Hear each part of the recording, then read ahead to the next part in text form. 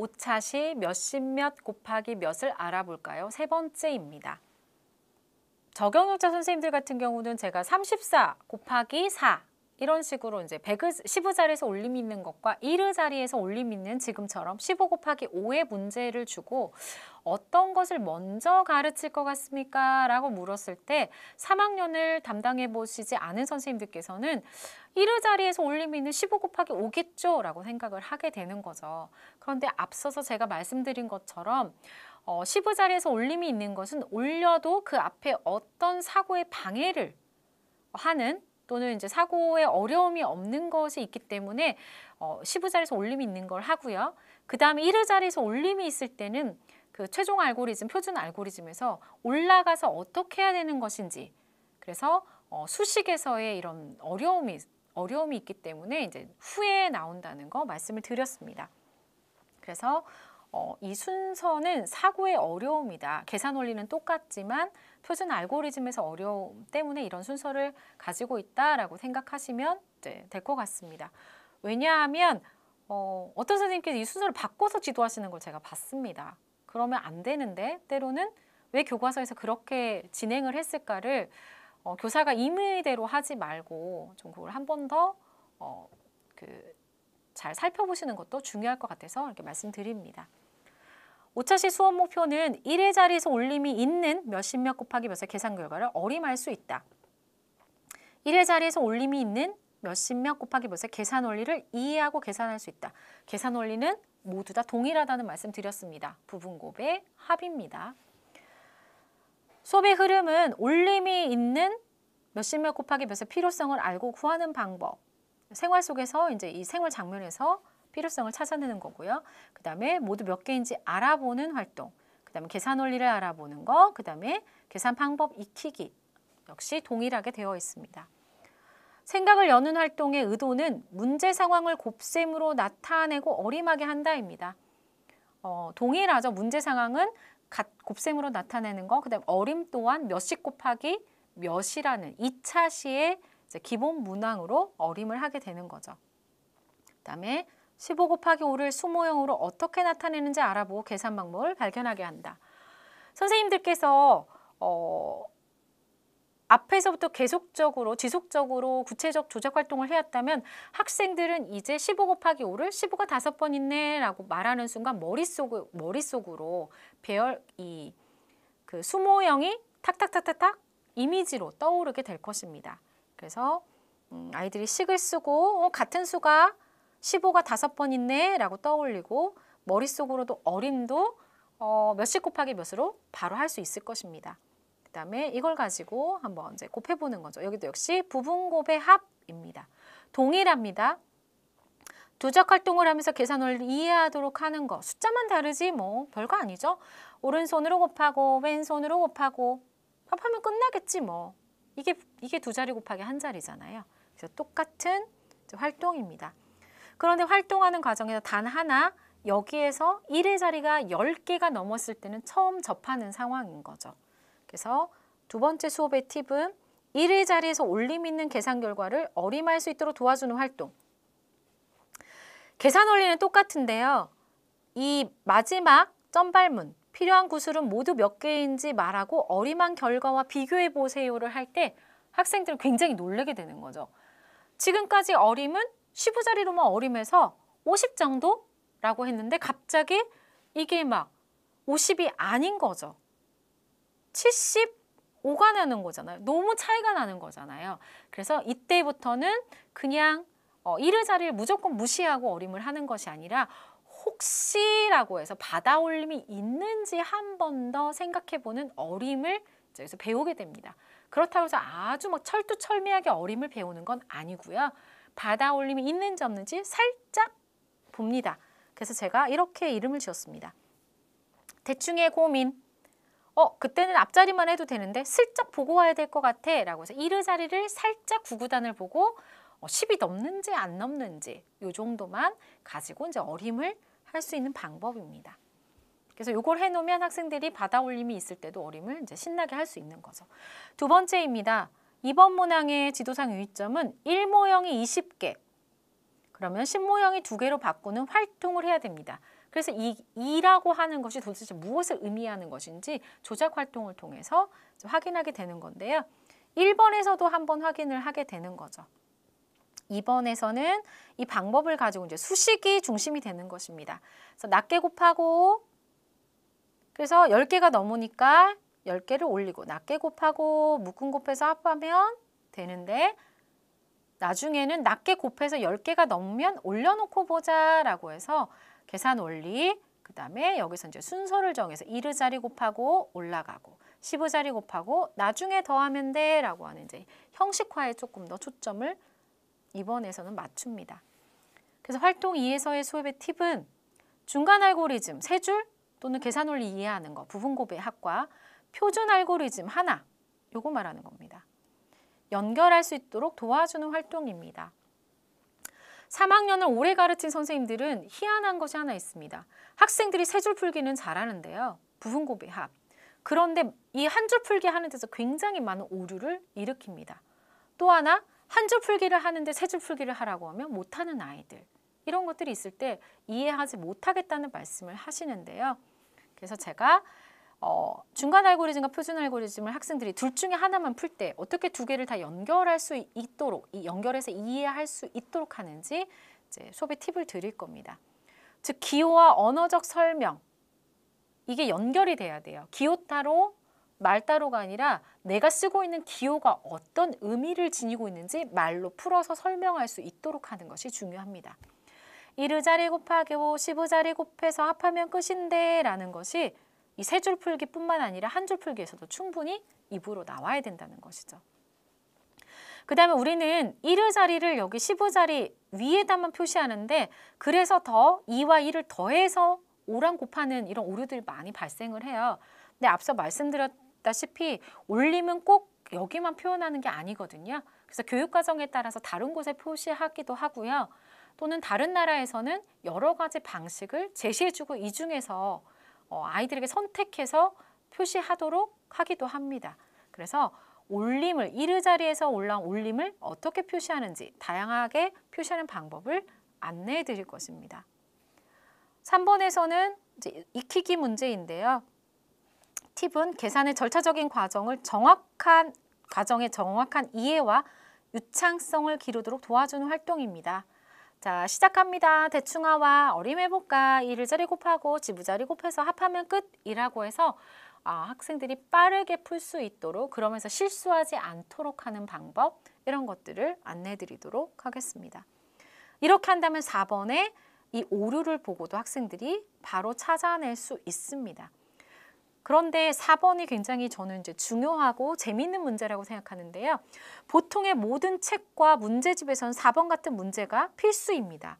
그러면 학생들은 이거를 그냥 찾아서 계산만 하면 돼요. 근데 저는 여기에 조금 더 학생들의 사고나 언어적 표현, 토익 토론을 위해서 조금 더 문제를 좀 확장시켜 보았습니다. 계산 결과가 맞는지 틀리는지 간단하게 확인할 수 있도록 도와주는 활동인데요. 단순하게 고쳐라가 아니라 계산이 잘못되었는지를 발견한 순간을 찾는다면 어떤 순간이었을까라고 해서 대충이부터 사실은 어림부터 찾을 수 있거든요. 그래서 학생들에게 다양하게 사고할 수 있는 거죠. 예를 들면 어떤 친구는 계산을 해봐서 찾았어요. 그런데 계산하지 않고서도 어림을 해도 벌써 이렇게 찾을 수 있는데? 라고 해서 학생들에게 이 문제를 푸는 어림부터 마지막까지 이 과정을 다 한번 되돌아볼 수 있도록 했습니다. 그래서 넣은 것은 계산이 잘못되었는지 언제 발견했을까라는 거죠. 그래서 예시 문제를 주고 또 하나의 방법은 뭐냐면 자, 문제를 해결하지 말고 선생님이 예를 들면 3초를 줄 테니까 틀렸어요, 맞았어요를 찾아봐 라고 하면 계산이 아니라 어림부터 시작했기 때문에 이제 학급에 따라서 발견한 순간을 찾는다면 이라고 제시해도 되고 자, 선생님이 볼 거야. 1, 2, 3초 만에 틀렸는지 맞았는지 알아낼 수 있을까? 라고 해서 하나, 둘, 셋 이렇게 주셔도 된다는 거죠. 수업의 팁의 핵심 장면을 본다면 이렇게 장면을 볼 수 있습니다. 똑같죠. 계산 원리는 부분 곱의 합 같습니다. 15가 5번 있다. 순서는 1의자리 곱하고 15자리 곱해서 합하면 끝인데 10개가 넘어서 이걸 어떡할 거야? 라고 해서 이게 이제 올림의 표시라는 거 있습니다. 그 다음에 수식으로만도 연결, 중간 알고리즘과 표준 알고리즘의 연결입니다. 선생님들께서 여기 작게 쓴 것이 무엇인지 잘 보시면 좋을 것 같습니다. 그 다음에 이렇게 쓴 아이들이 있다면 이런 오류를 어떻게 지도할 것인가 라고 있습니다. 그래서 이런 장면들을 잘 보시고요. 자, 지금부터는 이제 활동마다 자세하게 어떻게 지도할 수 있는지 안내해 드리도록 하겠습니다.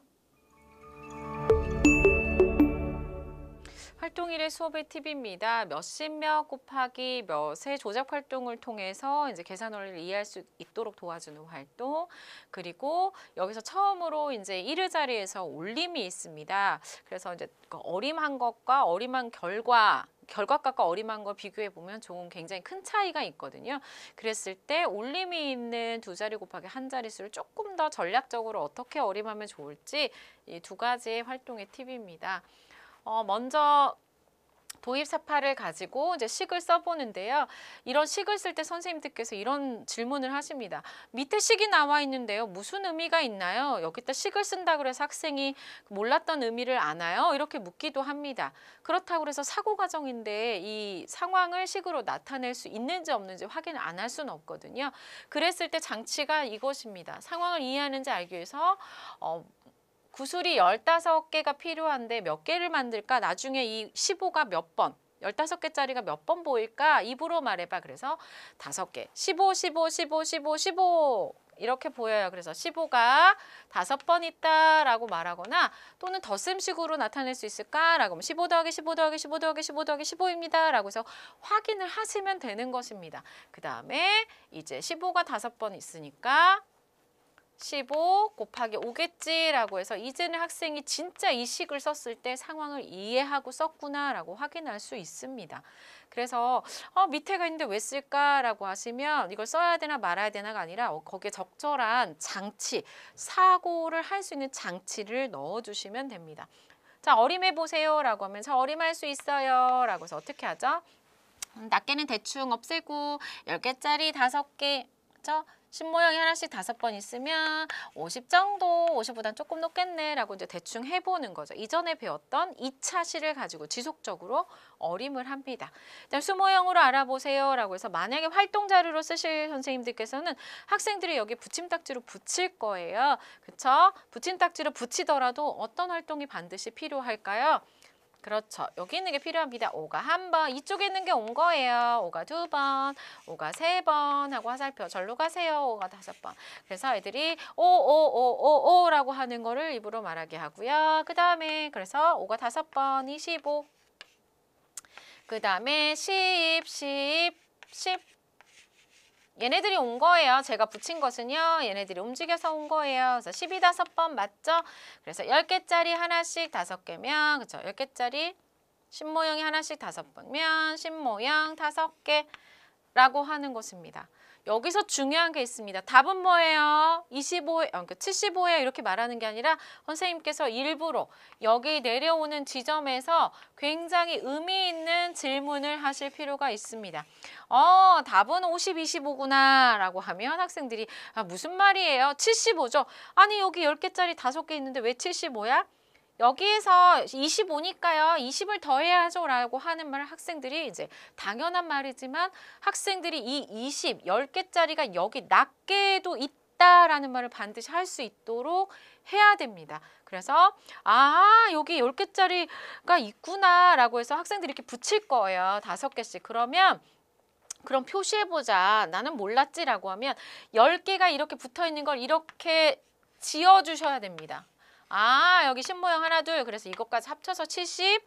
그 다음에 낱개가 5개구나 라고 해서 이 지점에서 선생님의 발문이 굉장히 중요하다는 것입니다. 그래서 첫 번째는 뭐야 얘도 낱개 긁고 곱하고 묶음 곱해서 합하면 되는데 여기에서 이전에 없던 것이 생겼습니다. 선생님 낱개 10개짜리가 10개가 넘어요 라고 하는 게 생기는 거죠. 그래서 기본 원리는 같지만 좀 다릅니다. 그래서 답은 뭐야? 75야. 어림한 결과와 비교해 보세요. 오 이상하다.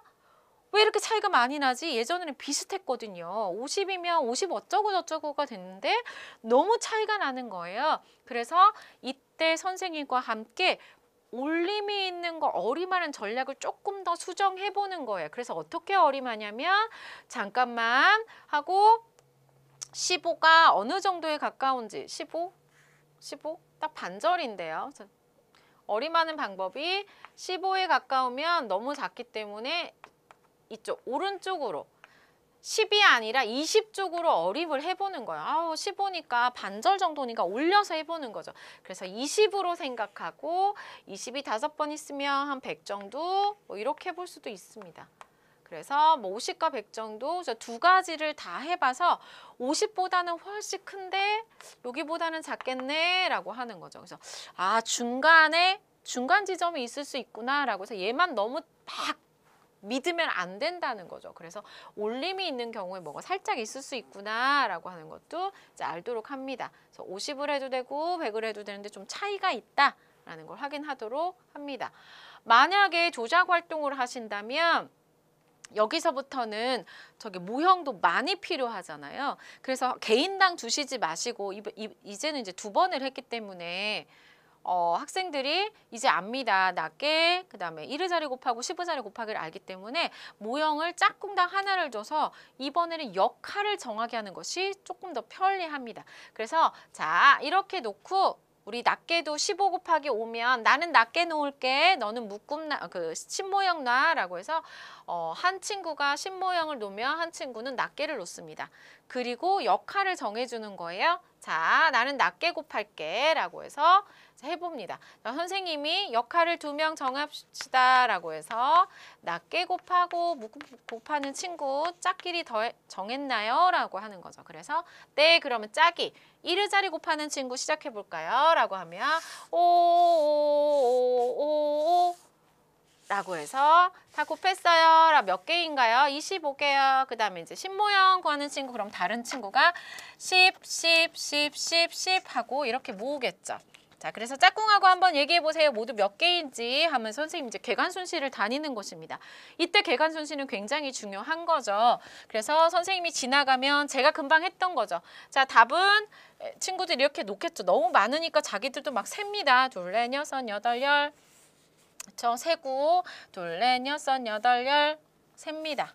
그래서 이렇게 놓죠. 그 다음에 뭐라고 하냐면 75예요 라고 했을 때 선생님이 아닌데 50, 25인데 그럼 아니에요. 얘가 10이잖아요 라고 말하죠. 10이구나. 그럼 10인 것처럼 만들어서 15자리로 보내 라고 해서 학생들에게 이거를 좀 바꾸도록 합니다. 그럼 이거일 경우는 10개씩 이렇게 꼽을 수 있거든요. 그래서 얘를 이렇게 꼽아서 이렇게 놓습니다. 그러면은 얘는 원래 묶음이었던 게 아니니까 낱개에서 있는 거 더 해줘라고 이렇게 좀 표시해 볼까라고 해서 저는 이렇게 표시하도록 합니다. 그래서 답은 50, 그 다음에 낱개에서 올라온 75구나 라고 해서 조작 활동하는 과정에서 이렇게 해줍니다. 그래서 이렇게도 답은 75라고도 하지만 조금 더 10개가 넘어서 10으로 더 할 거예요 라고 여기까지 나아갈 수 있습니다. 그래서 이 부분 낱개에서 10개가 넘치네 라는 것을 학생들이 이전과 다른 점을 깨달을 수 있도록 하는 것이 이제 활동 1입니다. 네, 활동 2 수업의 팁입니다. 계속 반복되는 학습의 흐름인데요. 활동 2는 학생들과 활동 1에서 이런저런 활동을 통해서 충분히 사고 과정을 이제 이야기하는 과정에서 이제 했던 것을 정리하는 단계가 활동 2입니다. 얘들아 지금까지 했던 거 한번 정리해 볼까? 라고 해서 방금 전에 했던 거 100보다는 낮을 건데 반절이니까 50보다는 클 거야. 뭐 100과 50 사이겠네. 여기까지 나와도 됩니다. 그래서 어떻게 써? 낱개 곱하고 15 자리 곱하고 1의 자리 곱하고 15 자리 곱해서 합하면 되지요 라고 해서 이렇게 썼습니다. 그 다음에 어떻게 했더라? 5, 25. 그 다음에 10개짜리 하나씩 5개는 10개짜리 5개라고 해서 여기까지 합해서 75를 했구나 라는 거죠. 자, 그런데 이제 저 같은 경우 선생님들이 이렇게 쓰지만 저는 여기서부터 학생들이 한 줄 풀기라고 하는 표준 알고리즘을 너무 어려워합니다. 이 부분에 굉장히 많은 오류가 생기고 어려워하는 것이 있죠. 그래서 조작 활동을 했다면 이해할 것 같지만 조작 활동과 수식으로 표현하는 건 또 다른 문제입니다. 그래서 세 줄 풀기를 할 수 있는 계산 원리로 풀 수 있는 친구조차도 이 부분 한 줄 풀기 부분에서 굉장히 많은 이제 오류를 저지르기 때문에 이걸 연결시켜주는 활동을 하려고 합니다. 그래서 제가 조작 활동에서 어떤 활동을 하라고 했냐면 똑같이 25를 하더라도 이르자리 곱한 게 10개가 넘어 라고 하는 거, 그래서 나중에 더해줘야 돼 라는 거, 이것을 이제 이 조작 활동을 했습니다. 그래서 학생들에게 저 같은 경우는 의도적으로 조금 장치가 필요한 것을 하기 위해서 이렇게 합니다. 자, 5, 25죠. 5, 5, 25. 제가 5가 하나가 없네요. 자, 여기다 이제 5를 쓰겠습니다. 자, 그 다음에 10개짜리 5개는 50입니다. 예전에는 이렇게 쓰면 더하면 이거를 더해도 크게 차이가 없었어요. 그냥 합하면 되는 거죠. 그런데 답은 25도 아니고 50도 아니죠. 그래서 한 줄로 쓸 수가 없다고 얘기를 합니다. 그러면 선행학습을 해온 친구도 안 해온 친구든 아니에요, 한 줄로 풀 수 있어요 라고 하는 거죠. 그래서 저는 한 줄로 풀 수 없다, 이걸 더해야 되기 때문에 겹칠 수가 없다 라고 해서 그럼 어떻게 한 줄로 쓰는지 한번 알아볼까 입니다. 다시 말씀드립니다. 계산 원리를 이해하는 것과 이렇게 최종 알고리즘으로 표현하는 거는 별개라는 거예요. 그러면 한번 하던 대로 하지 뭐. 그래서 5, 5, 25 학생들에게 풀어보라고 하면 여기다 이렇게 풀어봅니다. 그래서 저는 한 줄 풀기 할 수 있는 사람 혹시 와서 표현해 볼래? 라고 하면 5, 5, 25 그 다음에 이렇게 해서 7이라고 씁니다. 그래서 제가 잠깐 멈춰보고 여기서 학생들에게 정당화를 시킵니다. 5, 25는 어디 있어? 여기 있어요. 그렇구나. 그 다음에 10개짜리가 5번 있어. 신모형이 하나씩 5번 있는 건 어디 있어? 없어요. 그래서 학생들이 이 절차적인 지식을 모르기 때문에 2라고 올려놓고 3, 5, 15라고 해서 답을 155라고 쓰는 학생들이 생기는 거죠. 왜냐하면 이전부터 위에 올라간 건 덧셈, 받아 올림 있는 덧셈에서 그냥 더하는 것이 자동화가 되어 있어서 학생들이 아무 생각 없이 15 곱하기 5라는 조작 활동을 하지 않고 막 어디서 문제집이나 이런 걸로 외워서 푼 친구들은 이걸 더해서 3, 5, 15라고 쓴다는 거죠. 그래서 앞서 말씀드렸지만 왜 15자리에서 올림이 있는 문제가 먼저 나오냐면 거기서는 올림이 있어도 걸리적거릴 게 없습니다. 사고에 방해가 없어요. 그런데 5, 5, 25라고 했을 때 이걸 도대체 어떻게 해야 되는지 모르는 거죠. 그래서 제가 조작 활동할 때 지속적으로 1자리 곱하고 15자리 곱해서 합하면 돼 이 말을 했었습니다. 그래서 5, 5, 25 15자리 곱해서, 그런데 이게 없으니까 학생들이 틀리거든요. 그래서 제가 중간에 장치를 둔 게 뭐였냐면 너무 많은 학생들이 부진이나 어려움을 느끼기 때문에 여기에서 네가 할 수 있는 걸 일단 써넣으면 돼 그랬어요. 낮게 곱하고 25 묶음 곱해서 여기 있잖아요 50. 그래서 뭐야? 나중에 요거 합했던 것처럼 합하면 끝! 이라고 그래서 이 중간의 과정을 표시하게 했어요. 그랬더니 학생들이 조금 더 안심하고 또는 왜 그렇게 얘를 언제 어떻게 처리해야 될지 알게 되더라고요. 그래서 이것이 조금 편안한 친구들은 제가 이거는 이제 신의 단계라고 해서 낮게 곱하고 묶음 곱해서 합하면 끝 해서 75. 자, 중간 단계를 거칠 친구들은 이렇게 하면 돼요. 그 다음에 저는 선생님 이제 알아요. 조작 활동에서 무슨 말인지 알아요 라고 하는 친구는 이렇게 라고 해서 중간을 주었습니다. 선생님들께서도 학생들이 조작 활동하고 지속적으로 조작 활동한 것과 수식을 연결할 수 있도록 이런 중간 과정을 주시면 좋을 것 같습니다. 그래서 쓰도록 하는 거죠. 이렇게 계속 쓰도록 합니다. 그 다음에 학생들에게 이 아까 그 위에 받아올림한 2라고 하는 것이 무슨 의미인지 몰라서 심지어 20이라고 쓰는 친구가 있습니다. 그래서 제가 아까 조작 활동할 때 뭐였죠? 아, 50, 25야? 아니에요. 10이 2개 있잖아요. 그래서 그걸 이렇게 조작 활동으로 올리도록 했죠. 1의 자리에서 10개가 넘은 거랑 더해야 된다라고 하는 이 2와 수식에서의 올림한 숫자 2예요. 20이 아니라. 그래서 요 조작 활동에서도 10개가 됐네 라고 해서 10개 모형으로 해서 이렇게 더해 준 겁니다. 조작 활동할 때 낮게 1의 자리 곱하고 15 자리 곱해서 더하는데 10이 넘쳤네. 15 자리 거랑 더해야지 라고 하는 거. 그래서 더하면 끝이라고 합니다. 다시 말씀드립니다. 낮게 1의 자리 곱하고 15 자리 곱해서 더하면 끝인데 15 자리 1의 자리에서 10개가 넘치네. 1의 자리가 더해줘야지 라고 하는 절차적인 과정이 이제 필요합니다. 활동 3의 수업의 팁입니다. 여기서는 따로 수업의 팁을 안 주셔도 되고요. 부분적으로 개간 순시하시면서 이제 도와줄 친구 또는 선생님들께서 만약에 이제 고학년을 하시다가 3학년 부분, 곱셈 부분이 이제 조금 부족한 친구들을 도와주실 때도 이제 사용할 수 있는 방법에 대해서 안내해 드립니다. 첫 번째는 37이 2번 있네 라고 해서 이렇게 입으로 한번 말하도록 하는 것도 좋습니다. 37이 2번 있어. 그 다음에 이제 어림할 거야 라고 하는데 이제 받아올림, 이게 올림이 있잖아요.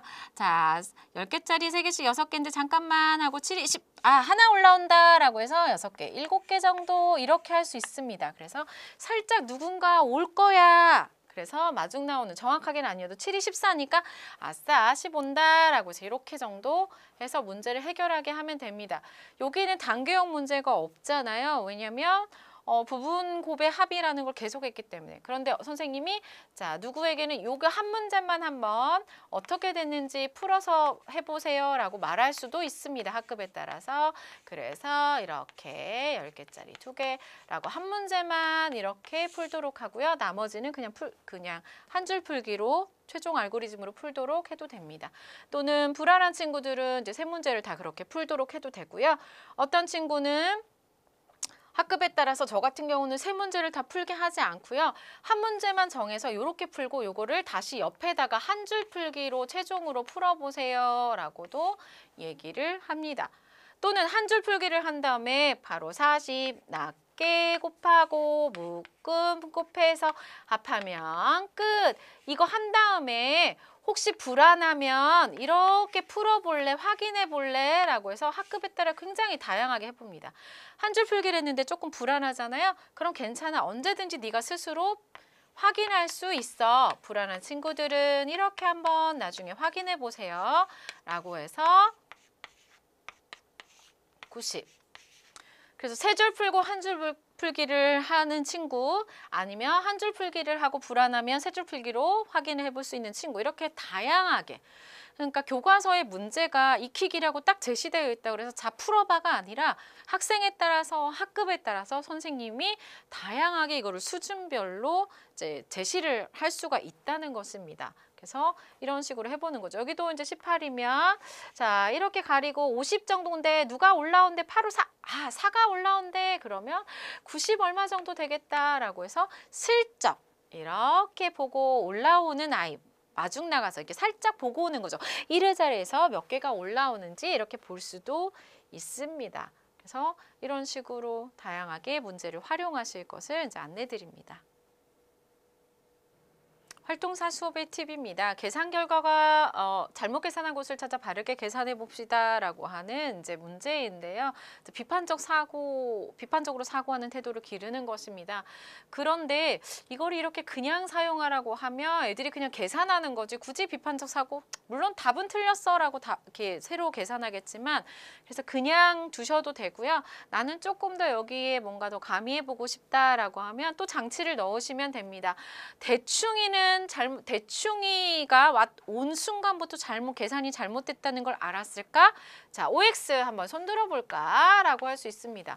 그래서 어림으로만도 이것이 잘못된지 판단하고 그 다음에 계산하는 거죠. 단순하게 익히기 문제처럼 활용하는 게 아니라는 것입니다. 그러면 여기에 이제 대충이가 오겠죠. 그래서 이제 친구들에게 OX를 듣게 하고 한번 설명해봐.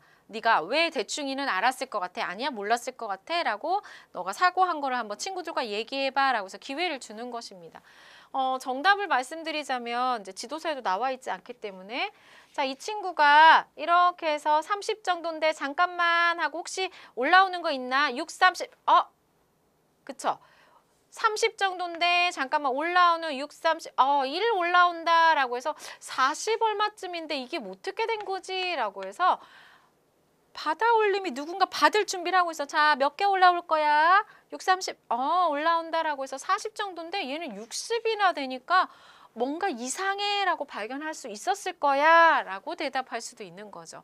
물론 어떤 친구는 이것이 어림으로는 40 정도인데 답을 틀려서 말을 못할 수도 있습니다. 그런데 우리가 이제 OX 퀴즈 또는 논쟁 질문을 할 때 꼭 내가 알아서만 내 말로 표현해서만 표현하게끔 하는 것만 중요한 게 아니라 때로는 머릿속에 생각한 것을 다 표현하지 못했을 때 타인의 말을 듣고 그거를 이해하고 다시 한번 내 말로 이렇게 풀어내는 과정도 필요합니다. 그래서 내가 말하는 것도 중요하지만 때로는 나는 사고를 말하지 못했을 때 짝꿍의 말을 듣고 나도 한번 다시 표현해 보는 거, 이런 기회를 갖도록 하는 것이 이제 이 문제에서 조금 더 변형해서 사용할 수 있습니다. 그래서 똑같이 이런 문제가 있을 때는 선생님들께서 이 문제를 그대로 사용하시지 말고 이걸 어떻게 뭐 선택형으로 바꿔볼까, 아니면 논쟁 질문으로 바꿔볼까, 아니면 이제 개방형 문제로 좀 해볼까, 이렇게 해서 다양하게 사용하실 수 있으셨으면 좋겠습니다.